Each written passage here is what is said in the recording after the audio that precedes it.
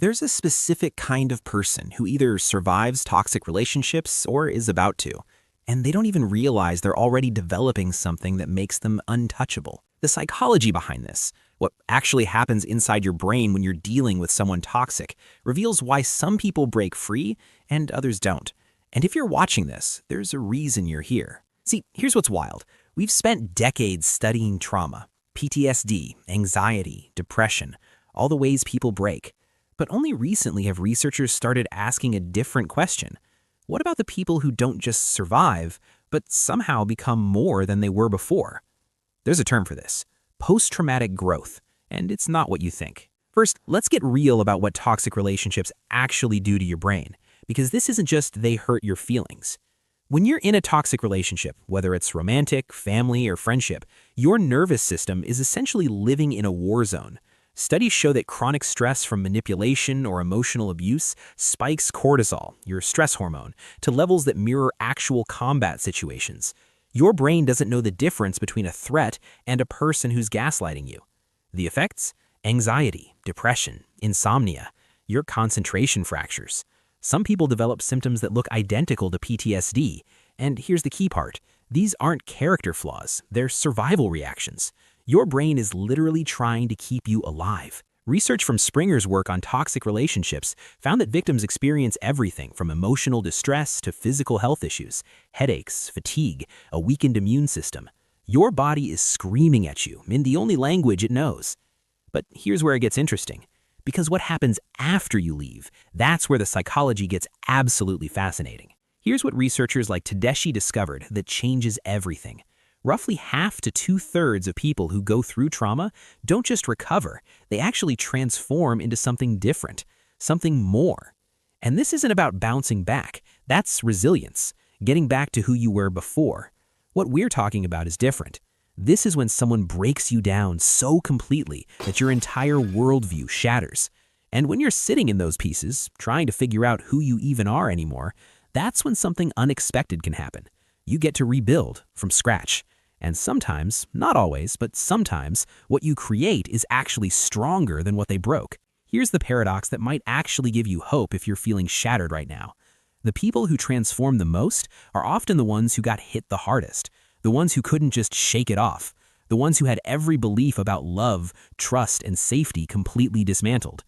If you're someone who barely felt a scratch, you probably won't change much, because real growth, the kind that rewires who you are, it requires being broken first.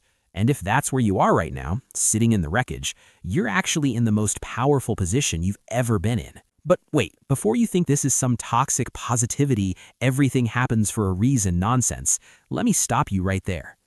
Post-traumatic growth doesn't erase the pain. Let me say that louder for everyone in the back. Growth and suffering coexist. They're not mutually exclusive. You can simultaneously carry trauma and experience profound transformation. Some survivors develop PTSD and post-traumatic growth at the same time. Your brain is holding two truths. This destroyed me, and this changed me in ways that matter. The research identifies 5 areas where growth shows up. 1, you appreciate life differently. Small things hit different when you've survived someone trying to dim your light. 2, your relationships transform. You forge deeper connections with people who actually see you. You become allergic to surface-level anything. 3, you discover inner strength you didn't know existed. There's this bone-deep knowing.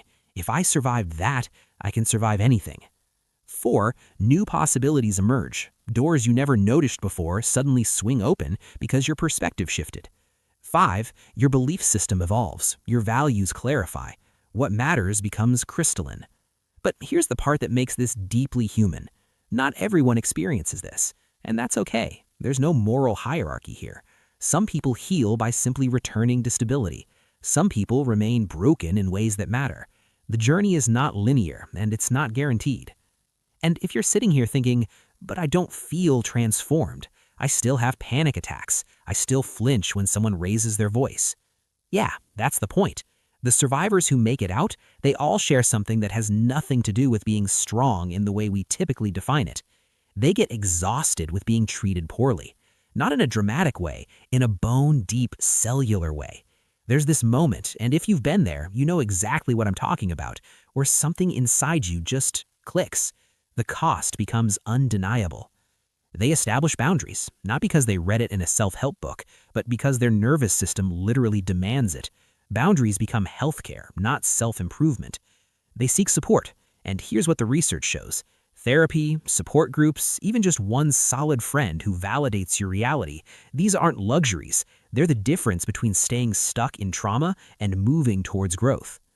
Recent studies on coping with toxic relationships found that emerging adults who survive these dynamics develop specific strategies: emotion regulation, boundary setting, and what researchers call deliberate rumination, actively processing what happened rather than letting it passively haunt you.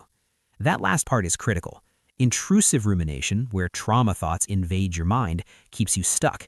But deliberate rumination, consciously working through what happened, can actually facilitate growth. So here's what I need you to understand about the psychology of surviving toxic people. You're not broken for having been affected. Your anxiety, your trust issues, your hypervigilance, these are evidence that your brain did exactly what it was supposed to do. It protected you. And if you've started noticing changes, that you're choosier who gets your time, that you can spot red flags at 50 paces, that you value peace more than excitement, that's not you being damaged. That's wisdom your nervous system paid for. The research is clear. Toxic relationships leave marks, but those marks don't define the full story. For many survivors, those marks become maps. They show you where you've been, and more importantly, where you refuse to go again. Here's what gets me about this research on post-traumatic growth. It's not about glorifying suffering. It's about acknowledging that humans are astonishingly adaptive. We're meaning-making machines. And sometimes, when everything falls apart, we find ways to build something that actually fits who we really are. Not everyone gets there. The timeline is different for everyone, and you don't owe anyone a growth narrative from your trauma. But if you've survived a toxic person, and you're still here, still trying, still rebuilding your sense of self one boundary at a time, that's not just survival, that's transformation in real time. Your brain is literally rewiring itself. Your perspective is shifting. You're becoming someone who knows the difference between connection and control, between love and manipulation. The psychology of surviving toxic people isn't about being unbreakable. It's about discovering that when you break, you get to choose how you put yourself back together. And sometimes, those repaired places become the strongest parts of who you are. That's not a fairy tale. That's neuroscience. And it's happening inside you right now. If this hit home for you, please subscribe. And if you want to support these deep dives, hit that join button to become a channel member.